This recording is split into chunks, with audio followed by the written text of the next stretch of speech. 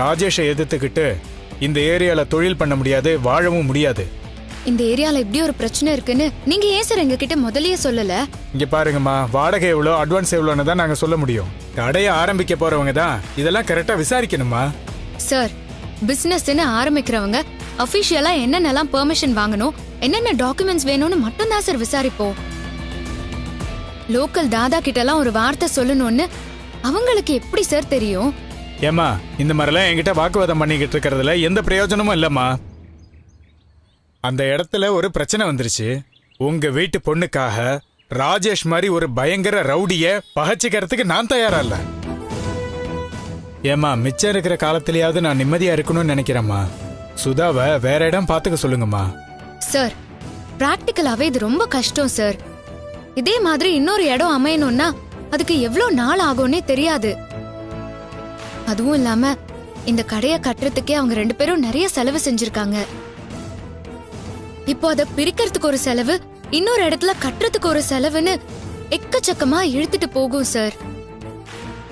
பேங்க்ல லோன் வாங்கி பிசினஸ் செய்யறவங்களால எப்படி சார் இதெல்லாம் சமாளிக்க முடியும்? ஏமா, முடியலன்னா விட்டுற சொல்லுங்க. கடன் வாங்கி தொழில் செய்யணும்னு என்ன அவசியம் இருக்கு? பிசினஸ் செய்யணுங்கிறது அவங்களோட உரிமை, அவங்களோட விருப்பம். அத கேள்வி கேட்க உங்களுக்கு எந்த ரைட்ஸும் கிடையாது.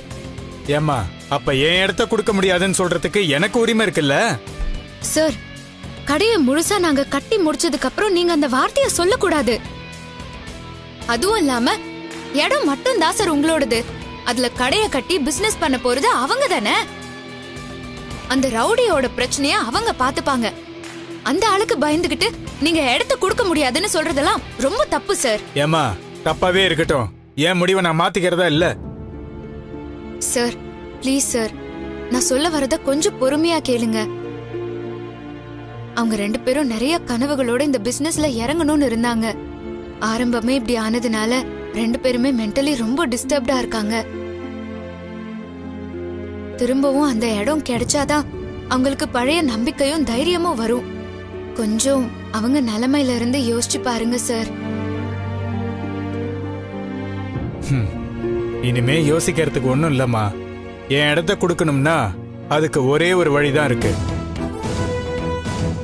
இங்க பாருங்கம்மா, நீங்க அந்த ராஜேஷுக்கு பணம் கொடுத்து சரி பண்ணுவீங்களோ இல்ல கையில காலில் விழுவீங்களோ எனக்கு தெரியாது. அந்த இடத்துல கடை ஆரம்பிச்சு தொழில் நடத்தணும்னா அவங்ககிட்ட பெர்மிஷன் வாங்கிட்டு வாங்க. அவரு சரின்னு சொல்லிட்டா நான் என் இடத்த கொடுக்க தயார் தான். அவரு கைய விரிச்சிட்டா என்னால எதுவும் செய்ய முடியாது. சார், அந்த ஆளோட வீடு எங்கன்னு சொல்றீங்களா? இந்த ஏரியாவுல இருக்கிறவங்க யாரை கேட்டாலும் சொல்லுவாங்க.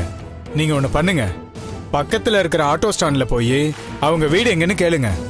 அவங்களே கூட்டிட்டு போய் விட்டுருவாங்க.